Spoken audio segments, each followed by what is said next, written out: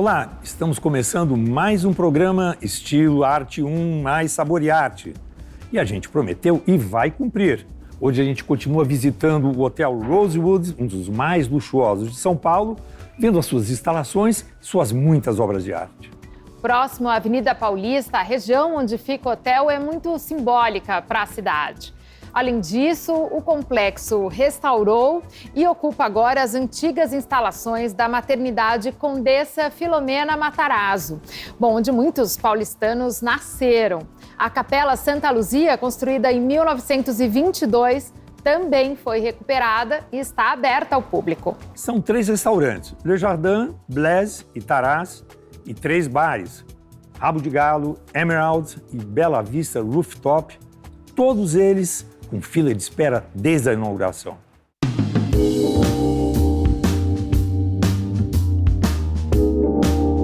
Eu fui procurada pelo curador, o Valdir Jatobá. Ele chamou, dentro do nosso grupo especificamente, pessoas para desenhar os tapetes. No caso, os meus foram encomendados para estar no Taraz. Eu mesma já fiz trabalhos ligados à arquitetura e coisas urbanas, imagens que ficam para fora dos prédios ou cartazes, intervenções urbanas, né, como a gente chama. Mas são coisas muito pontuais. Nesse caso do Rosewood, tem vários times de futebol de artistas, né? A diferença de quando eu trabalho para uma exposição minha, onde eu vou inventando os projetos, é que eu vou descobrindo meus objetivos à medida em que vou fazendo. Também há toda uma liberdade de invenção, mas uma preocupação também em estar de acordo com o time, entendeu? Inclusive eu acredito, porque eu não participei da parte gastronômica, que toda a definição do que é servido lá foi vindo junto com o projeto todo. Isso foi emocionante de participar e de ver acontecer.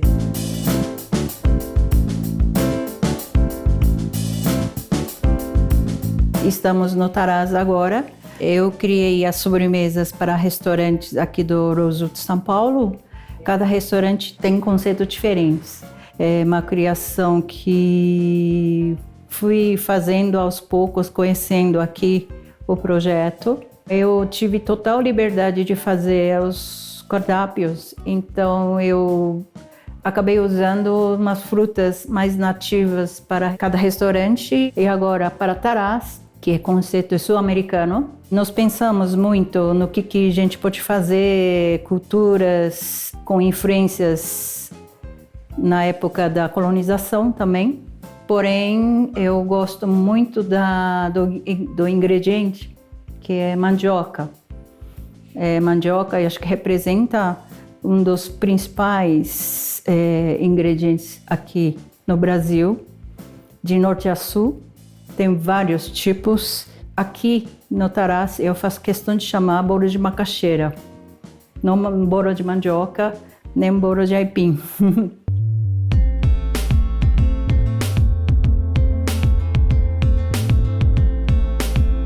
Porque tinha uma ideia de um hotel num país tropical, algumas dessas imagens têm um assunto meio de planta, semente. Eu acho que esse trabalho aqui ficou com uma cara assim de uma coisa bem tropical. Alguns, como esse daqui, que eram assim mais compridinhos, eles estão assim na passagem dos lugares, que era esse. Ele é um pouco assemelhado a esse, tá vendo?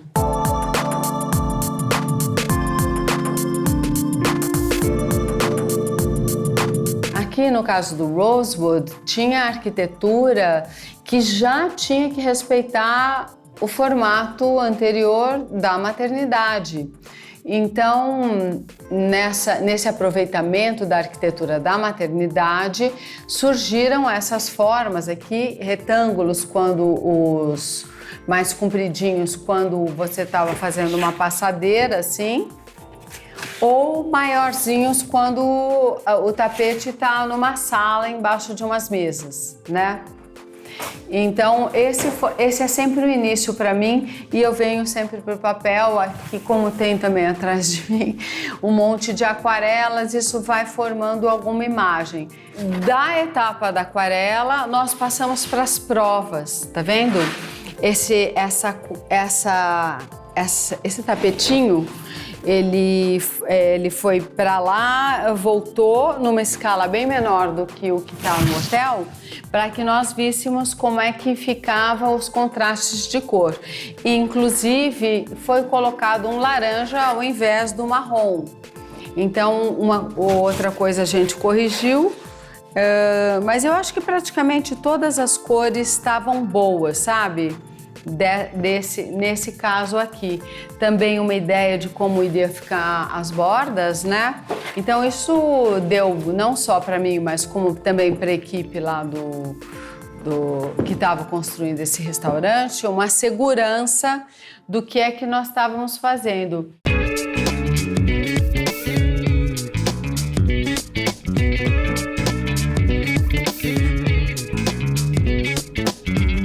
Eu tenho uma sobremesa que imaginei uma fazenda de cacau e ao redor de cacaueiro que colhe lá, na fazenda. E todos aqueles frutos dentro daquele espaço de cacaueiro, fazenda de cacaueiro, está dentro da sobremesa. Então, eu imagino lugares, ambientes e acaba sendo uma das coisas que eu me inspiro para fazer um prato. Eu acho que uma experiência se completa quando o conceito do restaurante e a ambientação se combinam. Temos uma ambientação totalmente sul-americana, mais casual, e as sobremesas também, finalização, são mais casuais, assim, para compartilhar, não tem aquele finalização muito minuciosas, é mais para você colocar talheres e se divertir comendo. Então eu acho que isso para o restaurante Taraz foi muito bem concluído para mim.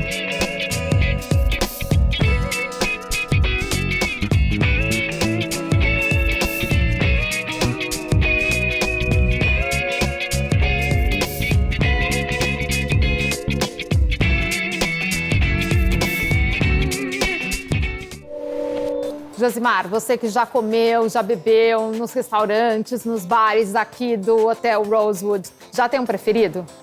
Olha, é difícil dizer, sabe por quê? Porque cada restaurante, cada bar aqui tem uma proposta totalmente diferente.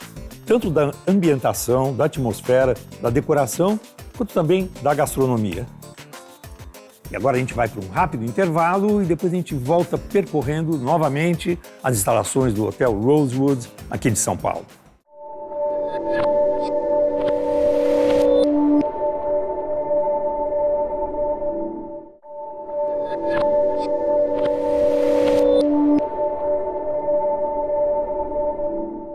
Um dos 50 artistas brasileiros escalados pelo Hotel Rosewood para fazer intervenções aqui no seu espaço é o grafiteiro Espeto.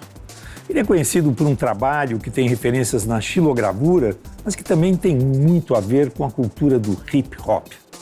E é dele o mural que recebe os visitantes do hotel logo na entrada. Bom, que é um grande feito, porque é recente a entrada do grafite no circuito fechado das artes visuais. Se foi assim com o grafite, imagina com a pichação. Mas hoje já tem gente que enxerga as letras trabalhadas que ocupam as ruas da cidade como arte. O Caligrapicho é um dos artistas selecionados aqui para ocupar o Hotel Rosewood.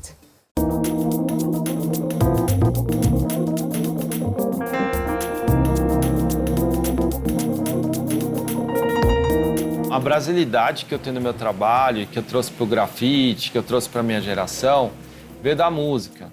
Então, meu avô era sambista, meu pai cantava, meu irmão é músico, e eu sempre tive no meio da música. E a minha geração, né, Sepultura, Rapa, Nação Zumbi, Planet Hemp, eu trabalhei com toda essa galera. E na época, no grafite, a gente ainda tava com um grafite muito americano. Eu falei, cara, a gente tá no Brasil, vamos ter um grafite brasileiro.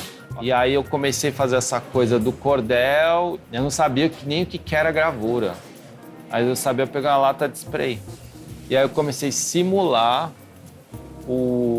a xilogravura com spray e se tornou o meu estilo.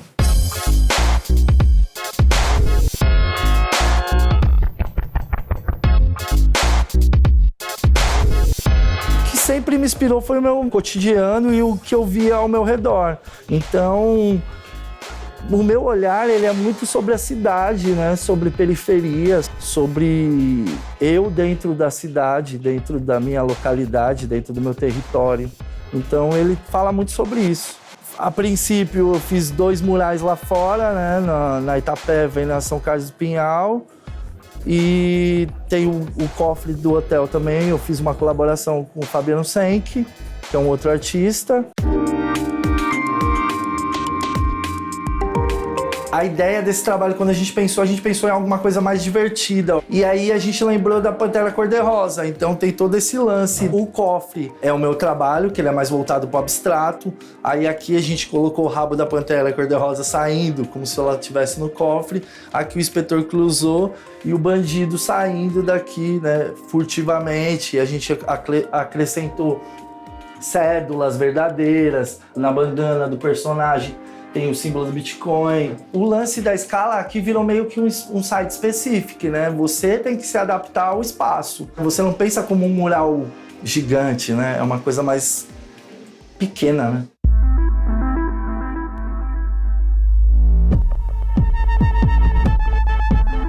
Eu consegui já fazer o primeiro mural. Eu vou fazer 3 grandes murais aqui. E é um projeto longo para eu realizar o meu mural. Ainda vai mais de ano, porque são etapas que vão se cumprindo da construção, de abertura.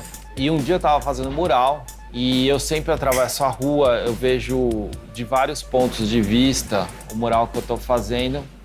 E tinha um personagem, um sujeito, um morador de rua, muito magro, esquálido, assim, mas com uma postura muito nobre. Ele chama a atenção. E eu decidi, porque nele eu vi o Don Quixote de La Mancha. O que é o personagem? É um Don Quixote morador de rua. Ele vê a beleza do ser humano, não as condições do ser humano. E eu achei que era um personagem muito interessante de explorar no que está acontecendo em São Paulo, no que está acontecendo no Brasil e se colocar os refugiados que está acontecendo no mundo. Eu decidi fazer uma das visões desse Don Quixote. Então, meu personagem, ele mora embaixo do túnel da Paulista e aí ele fica doidão de crack. Ele sobe pra Paulista, ele enxerga os ônibus como se fossem baleias e os carros de polícia como se fossem dragões. Então, entrando, tem referências de vários artistas modernistas, vai até passar por Atos Bucão e no cantinho tá o Don Quixote. Então ele tá com um manto, ele vai remeter outros outsiders, o Bispo do Rosário, por exemplo, é um deles, que usava um manto também, né? Então você vê um personagem, ele não tá exatamente definido se ele é preto, se ele é nordestino, mas ele é brasileiro, né? E então esse é o começo da história.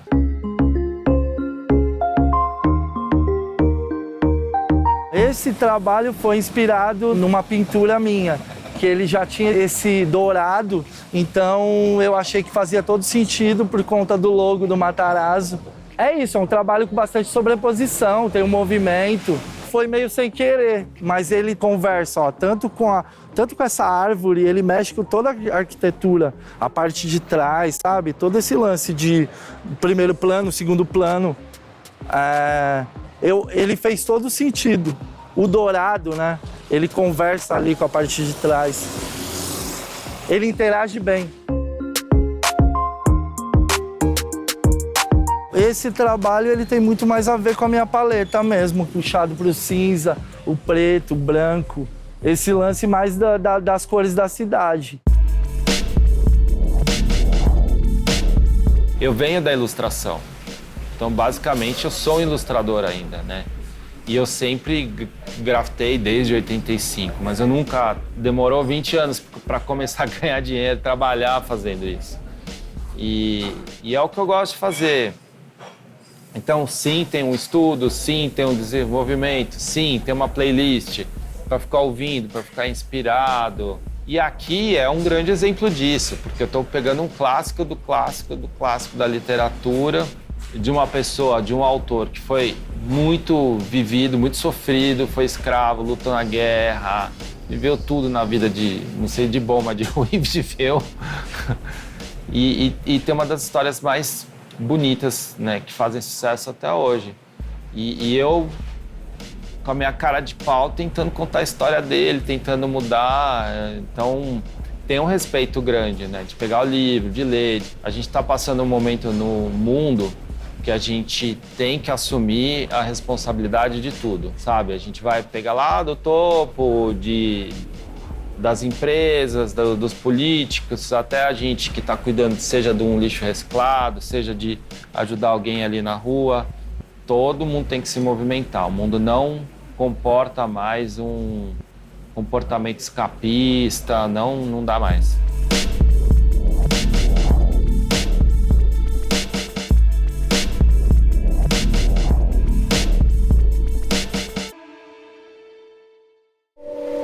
Cada andar aqui do Hotel Rosewood tem uma atmosfera diferente. Os corredores são ocupados por obras de arte encomendadas especialmente para cá por artistas importantes da nossa cena contemporânea.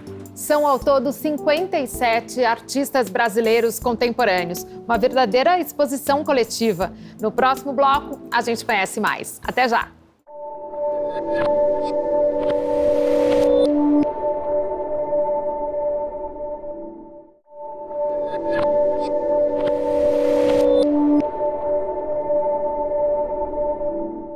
A seleção de artistas que contribuem aqui para a atmosfera do hotel levou em conta não somente a pluralidade de linguagens artísticas, mas também as diferentes regiões de origem e até as gerações. É o caso do Arthur Lescher e do Virgílio Neto.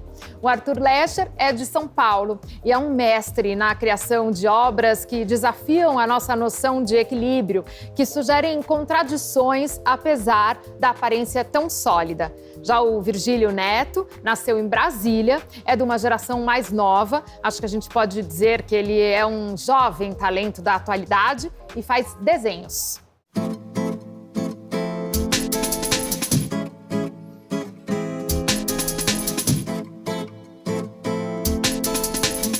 Para mim foi muito forte esse prédio ser a maternidade do antigo Hospital Matarazzo. Eu fiquei pensando muito nessas centenas de milhares de pessoas que tinham nascido aqui, né? E uma coisa que eu pensei também é a quantidade de pessoas de fora do Brasil, né, que vieram, principalmente na época que o hospital estava funcionando, né, que vieram para São Paulo estabelecer uma vida aqui.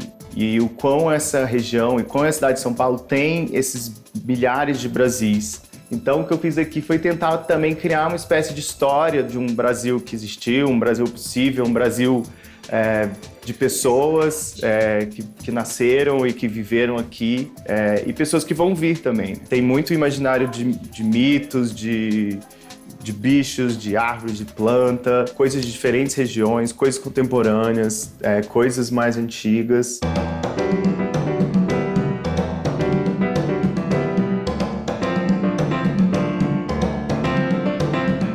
A gente está aqui na antiga maternidade Filomena Matarazzo. Essa é uma parte do complexo aqui que foi preservada, né? Então foi mantido a arquitetura original. E eu lembro que quando a gente escolheu esse lugar para fazer, a gente tinha esse busto da Filomena Matarazzo, que era uma peça irremovível, assim. Então é uma peça que também não podia sair daí. Então, o que determinou o lugar do trabalho foi exatamente essa figura. Esses materiais que eu usei foram o latão e uma linha de multifilamento. E esse latão, ele está em equilíbrio, né? Então, tem uma agulha de latão e um anel de latão também. Ele fica conectado por essas linhas, que são linhas muito finas, mas muito poderosas, assim, do ponto de vista de aguentar peso, essas coisas. E elas são articuladas, então ele funciona em balanço. Então, se você abaixar essa auréola, a agulha vai subir, funciona como se fosse um elevador.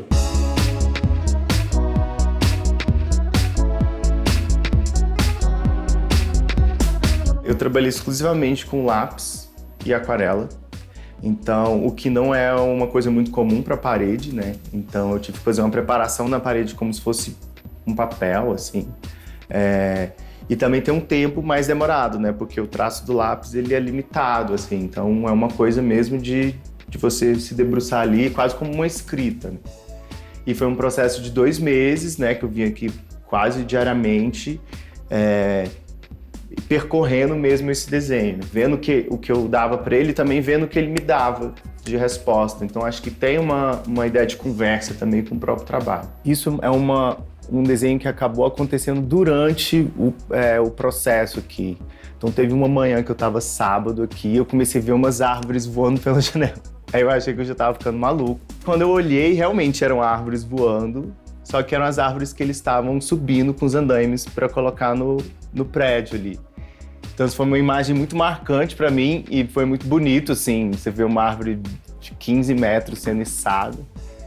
E aí eu resolvi também deixar alguns registros desse processo, que foi o processo desses 2 meses de eu estar aqui.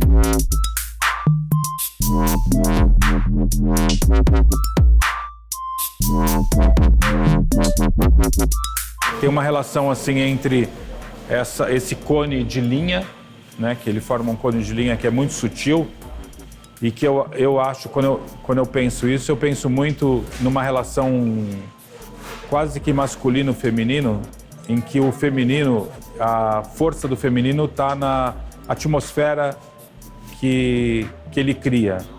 E essa afirmação masculina, que é uma coisa mais recorrente, né, dessa coisa de um gesto único e pontual, né, um vetor assim muito claro. Então você tem essa relação entre esses 2 tipos de ação, né? Então não que uma é melhor ou mais eficiente do que outra, mas essa relação que é diferente e as duas muito potentes.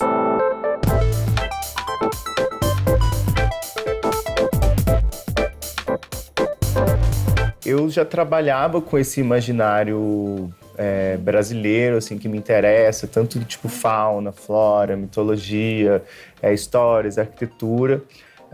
Então, eu acabei dando continuidade a essa pesquisa. E o projeto para cá, ele é um paradoxo em si, porque não tem como eu projetar o espaço aqui, porque ele só acontece eu fazendo. Essa delimitação também que a gente pode dizer que às vezes existe na pintura, ou no desenho, ou no quadro, ou no papel que acaba, né? Aqui você tem uma ideia de desenho que ele pode continuar, né? Como se fosse uma história que não tivesse fim, assim. E eu acho que o processo de leitura que você faz também da obra, isso de você ter que se locomover e ter que levantar, subir, olhar para baixo, se aproximar, se afastar. Então, acho que isso cria outras potências no trabalho também. Eu acho que o desafio aqui foi basicamente que é um problema muito sério para a arquitetura e para escultura e do tipo de escultura que eu faço, né, que ela é instalativa, é você dimensionar a proporção, sabe? Acertar a proporção das coisas é talvez o ponto mais delicado, assim, porque conceitualmente, assim, a ideia de fazer esse apontamento e todo esse contexto e toda essa narrativa que você acaba ativando aqui dentro, recuperando, né? Porque também tem essa questão que alguns trabalhos eles resgatam memória, né? Então, acentuar essa figura daqui é muito importante para o trabalho. Então, isso tudo você consegue pensar e entender. Eu acho que faz sentido ir por esse caminho. Mas, para isso acontecer, você tem que desenvolver uma linguagem, uma gramática que as pessoas percebam isso e que as pessoas se ativem para isso. Então, é esse que é o desafio, né? Aqui não é aquela situação que você vai ao museu, uma exposição que você tem um certo pudor, às vezes, até de relacionar com a obra, né? Então, você chega e fala, aqui tem a arte e aqui estou eu, né? O espectador e a obra. E aqui não. Aqui você tem objetos, você tem vida, você tem pessoas passando. Se você quiser, você olha. Se você quiser, você não olha. Se você quiser, você fica horas aqui sentado, tomando um drink, vendo os trabalhos. Enfim, acho que é uma dinâmica diferente, assim. Toda a construção desse complexo colabora para que a gente fique num espaço híbrido, né? Então é um museu, é um lugar é um restaurante, é uma adega, é um hotel, assim, que lugar é esse, né? Essa indefinição do lugar, ela é muito preciosa, assim, para o campo da arte.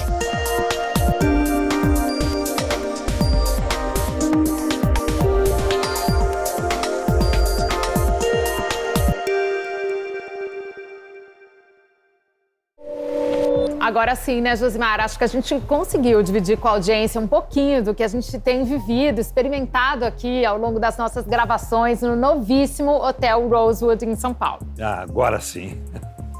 E o Estilo Arte 1 mais Sabor e Arte volta semana que vem com mais um episódio. Até lá. Até lá, gente. Tchau.